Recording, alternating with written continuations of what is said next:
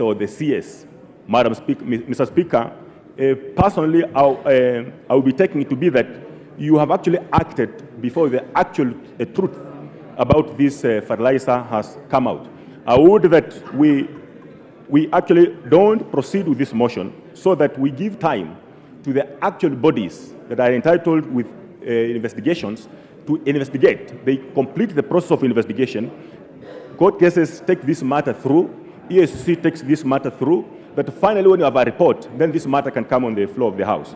Mr. Speaker, I'm also aware this matter is under the Agriculture Committee of the National Assembly, also the Agriculture Committee of the Senate. Mr. Speaker, I would that we let this matter, first of all, be processed by those respective committees, after which now we can proceed whether this CS is really criminal or this matter as alleged by the mover. Otherwise, Mr. Speaker, I oppose this motion. Thank you.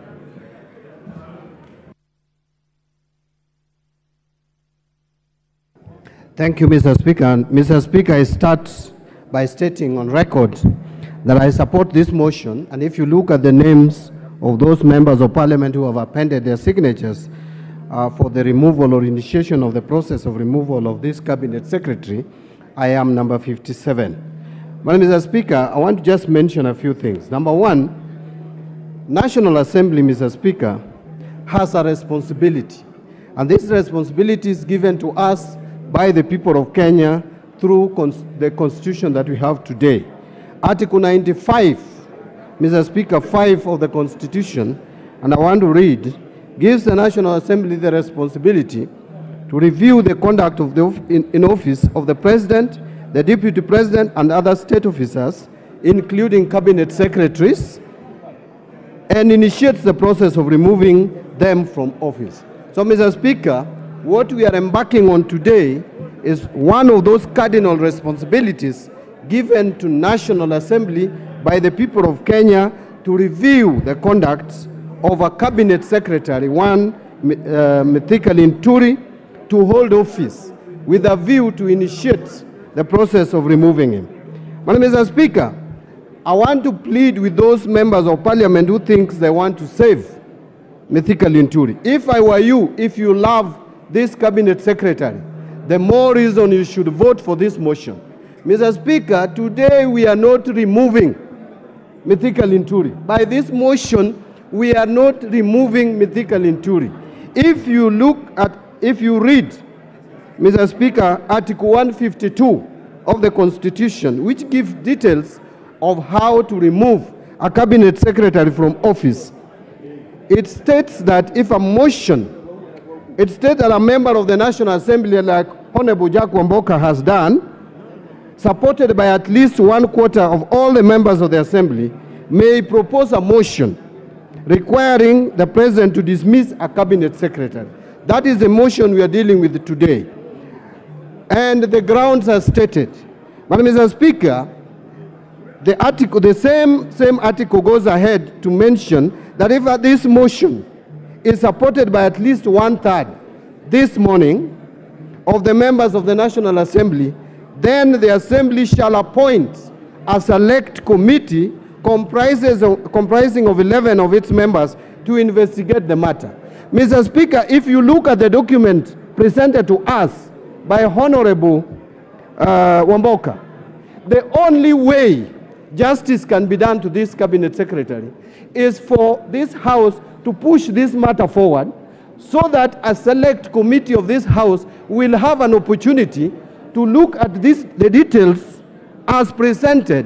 How else, Mr. Speaker, will we even know that this telephone call was made by Honorable Mithika Linnturi if we don't give opportunity to this House to appoint a select committee to go and scrutinize, get to the bottom of these details, and bring a report to us? If they find that these matters are not substantiated, if the committee shall find that these matters are not properly substantiated, then the matter will end there. The committee will report back to the House and the matter will die. But if the matters will have been found to have been substantiated, then this House will proceed to take another vote, Mr. Speaker, where even before we take the vote, we will present Honorable Mithika Linnturi with an opportunity to address this parliament and defend himself. That is the time we will know that he is innocent or is not innocent. But stopping this process at this stage would be reckless, would be careless, and would demonstrate a house that does not know its responsibility. So, Mr. Speaker, I want to also add that it is not just on grounds of gross violation of the provisions of this Constitution that you would initiate a process of removing a cabinet secretary. It is not only on the grounds of where serious reasons of believing that the cabinet secretary has committed a crime under the national or international law that a process like this would be initiated.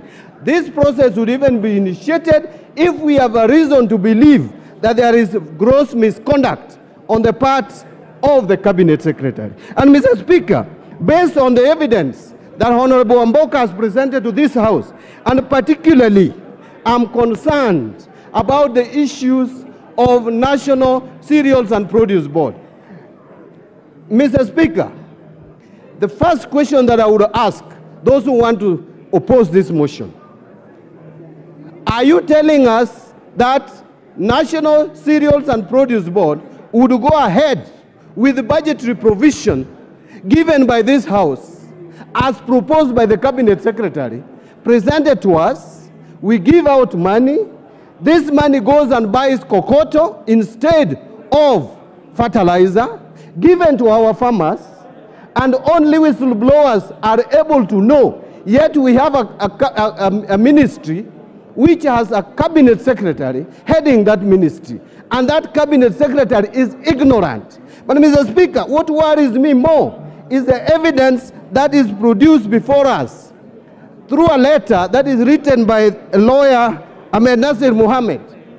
And clearly, Ahmed Nasir is telling us that Mithika Linnturi even attempted to subvert justice by trying to dictate or order this particular factory to go and issue a statement. And the evidence is there. The telephone number is there. Calls were made. Safaricom